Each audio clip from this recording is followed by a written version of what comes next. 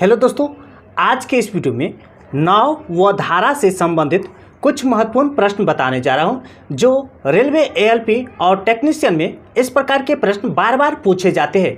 तो वीडियो को अंत तक जरूर देखिएगा, बहुत ही मजा आने वाला। तो चलिए प्रश्न की ओर चलते हैं। देखिए प्रश्न है, एक व्यक्ति शांत जल में 6 किलोमीटर प्रति घंटा की गति से नाव चला सकता है।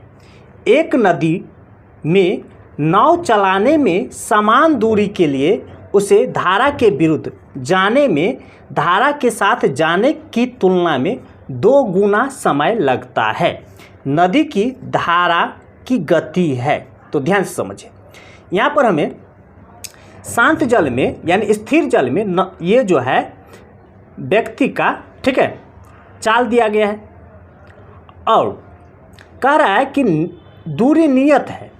तो देखिए समय बराबर होता है, समय बराबर यानी टाइम बराबर होता है दूरी बट्टा में चाल होता है यानी स्पीड। ये अपेक्षित चाल होता है। अगर धारा इधर जा रहा है और नाव भी इधर जा रहा है तो दोनों की चाल का योग हो जाएगा। अगर दोनों विपरीत दिशा में है यानी इधर धारा है और इधर मान लीजिए नाव है तो दोनों चालों का अंतर हो जाएगा। तो देखिए यहाँ पर समय बराबर होगा दूरी, तो दूरी तो नहीं दिया गया तो मान लेते हैं दूरी d है।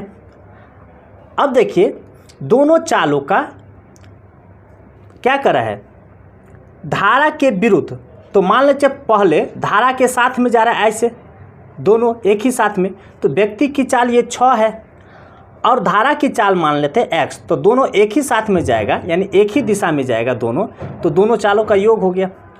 अब यहाँ पर देखिए फिर दूसरा स्टेप में कर रहा है कि विरुद्ध में जाने पर, ठीक है, तो विरुद्ध में जाएगा तो घटा देंगे चाल में, तो x में 6 में से x घटा देंगे। अब देखिए मान लीजिए इसे 2 घंटा लगता है, इसे 1 घंटा लगता है। धारा के विरुद्ध जाने में 2 घंटा लगता है और धारा के साथ जाने में 1 घंटा लगता है। अगर दोनों को बराबर करना होगा तो इसे 2 घंटा लगता है तो इसे 1 घंटा, तो इधर से हम 2 से गुना कर देंगे तो दोनों बराबर हो जाएगा, ठीक है। तो यहाँ पर हम 2 से गुना कर देते, दोनों बराबर हो गया। दुगुना समय लगता है, कर है ना, उसे धारा के विरुद्ध जाने में धारा के साथ जाने की तुलना में दुगुना समय लगता है, इसलिए हम 2 से इधर गुना कर दिए तो दोनों बराबर हो गया। देखिए d से d कट गया। अब देखिए 6 प्लस x बराबर ये हो जाएगा 6 दूना 12 यानी तिरछा गुना करेंगे और माइनस x, ठीक है। अब देखिए x इधर आएगा उठ के, ठीक है, तो ये 2x हो जाएगा, माइनस है इधर आएगा तो प्लस हो जाएगा तो 2x, और ये 6 उधर जाएगा तो 12 में से 6 कम हो जाएगा, ठीक है। यहाँ पर ध्यान दीजिए, तो x बराबर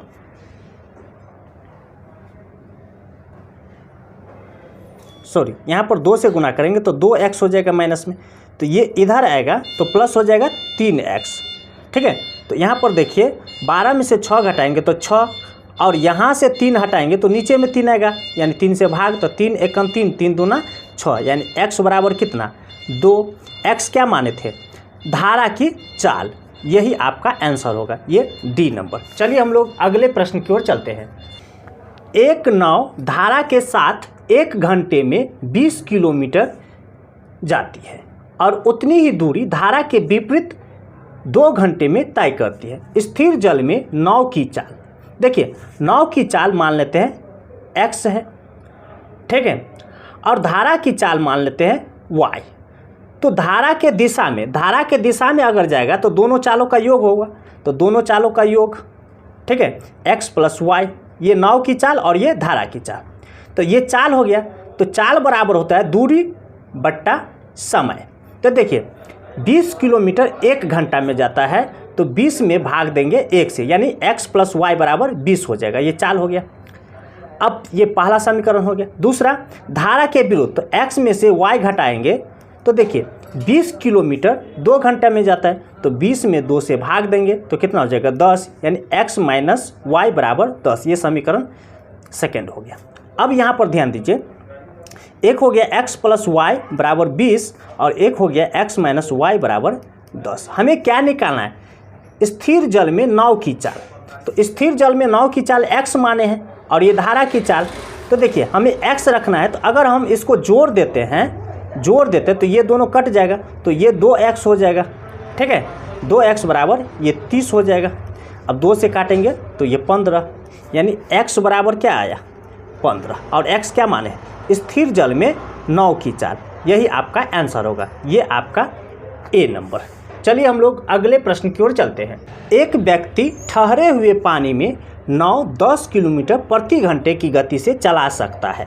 यदि नदी की गति 6 किलोमीटर प्रति घंटा है तो उसे 80 किलोमीटर की दूरी बहाव के साथ जाने में कितना समय लगेगा। यानी इधर नाव चला रहा है और धारा की भी चाल इधर है, तो दोनों चालों का क्या होगा, योग होगा। अब देखिए स्थिर जल में नाव की चाल 10 किलोमीटर है, जबकि धारा की चाल कितना कर रहा है 6 किलोमीटर, तो दोनों का योग हो जाएगा, तो 10 और 6 16। ठीक है, हमें निकालना क्या, समय बराबर होता है, यानी टाइम बराबर होता है डिस्टेंस बट्टा में स्पीड। स्पीड में यानी अपेक्षित चाल। तो यहाँ पर देखिए डिस्टेंस कितना है 80 किलोमीटर। ठीक है, और दोनों चालों का योग हो जाएगा, दोनों एक ही दिशा में जा रहा है, तो 16 से भाग दे देंगे, यानी 16 किलोमीटर प्रति घंटा। किलोमीटर कट गया, देखिए 16 का 16, 16 पंचे 80, यानी 5 घंटा लगेगा। ठीक है, ये आपका डी नंबर। चलिए हम लोग अगले प्रश्न की ओर चलते हैं। एक नाव एक स्थिर बिंदु से 6 किलोमीटर दूरी तक जाने तथा उसी बिंदु तक वापस आने में 2 घंटे लेते हैं। यदि धारा का वेग 4 किलोमीटर प्रति घंटा हो तो शांत जल में नाव की चाल क्या होगी। तो यहाँ पर नाव की चाल हम मान लेते हैं स्थिर जल में x मान लेते हैं। अब देखिए दूरी जो है, मान लीजिए यहाँ से यहाँ तक है, तो नाव इधर से गया और फिर वापस आया, तो जाने आने में टोटल समय कितना लगता है 2 घंटा। तो समय बराबर होता है डिस्टेंस बट्टा स्पीड।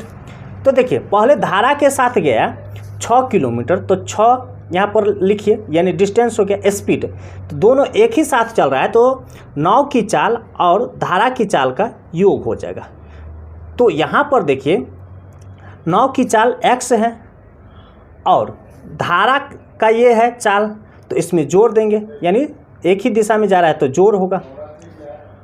और फिर कह रहा है कि फिर 6 किलोमीटर आने में, ठीक है, तो यहाँ पर देखिए x यानी 9 में से धारा की चाल घटा लेंगे, तो ये भी समय हो गया, ये भी समय हो गया, दोनों को जोड़ेंगे तो कितना हो जाएगा 2 घंटा हो जाएगा। अब इसे हल करेंगे तो देखिए 6 कॉमन ले लेते हैं, 6 कॉमन, तो यह हो जाएगा 1 बट्टा x प्लस 4 प्लस 1 बट्टा x माइनस 4 बराबर 2। देखिए 2 से ये कट जाएगा, 2 1 2, 2 3 6।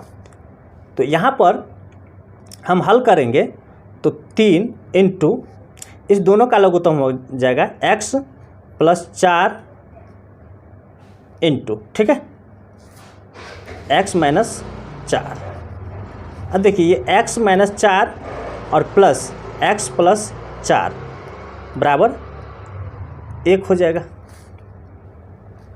ये और ये हट जाएगा, 0 हो जाएगा। तो यहाँ पर देखिए x और x 2x हुआ, तो यहाँ पर हो जाएगा 6x, ठीक है, ये 3 से गुना करेंगे तो बराबर हो जाएगा, ये इस दोनों को गुना करेंगे तो x स्क्वायर माइनस 16। कैसे, देखिए a प्लस b और इंटू रहता है a माइनस b, तो यह हो जाता है a square minus b square. तो इसी पर ये तोड़ लिए हैं। अब यहाँ पर देखिए ये 6x उधर जाएगा, तो x स्क्वायर माइनस ये 6 हो जाएगा x और माइनस 16 बराबर 0। देखिए ये द्विघात समीकरण के रूप में आ गया। तो अब देखिए इसे हम a मानेंगे, इसे हम b मानेंगे, इसे हम c मानेंगे। तो कैसे तोड़ेंगे, ध्यान से समझिए। इसके पीछे गुणांक देखिए कितना 1 है और यहाँ पर 16 है, तो 1 और 16 को गुना करेंगे तो कितना 16। अब देखिए यहाँ पर इसे हम फैक्टर में तोड़ेंगे, तो 2 से 8, फिर 2 से 4, फिर 2 से 2। अब इस ढंग से इसे हम रखेंगे कि यहाँ पर 6 हो जाए। तो देखिए 2 दूना 4, 4 दूना 8, तो 8 और 2, तो देखिए 8 में से अगर 2 घटाते तो 6 आएगा, ठीक है। तो यहाँ पर देखिए अगर b में माइनस लगा हो ठीक है, तो बी में माइनस लगाओ तो सिर्फ बी का मान चेंज होगा। किसका मान चेंज होगा? बी का मान। तो बी का मान चेंज होगा तो प्लस यहाँ पर लगेगा और सी का मान वही रहेगा। और इधर बड़ा वाला लेना है, इस दोनों में से बड़ा वाला लेना है। तो बड़ा कौन है? 8 है, तो 8 यहाँ पर रखेंगे, ठीक है, और यहाँ पर 2 रखेंगे और इसके गुणांक से भाग देंगे। तो 1 है तो 1 से भाग देंगे तो कोई फर्क नहीं पड़ता है। तो देखिए यहाँ पर ये x का मान क्या माने हैं? शांत जल में नाव की चाल। तो नाव की चाल तो ऋणात्मक नहीं होगा, ठीक है, तो ये तो अमान हो जाएगा, ये अमान हो जाएगा। तो होगा कौन? ये 8 होगा। यही आपका आंसर होगा, ये ए नंबर। इसी प्रकार का ट्रिक पाने के लिए हमारे चैनल को सब्सक्राइब कीजिए, लाइक कीजिए और अपने दोस्तों के साथ शेयर जरूर कीजिए। फिर मिलते हैं अगली वीडियो में, तब तक के लिए धन्यवाद।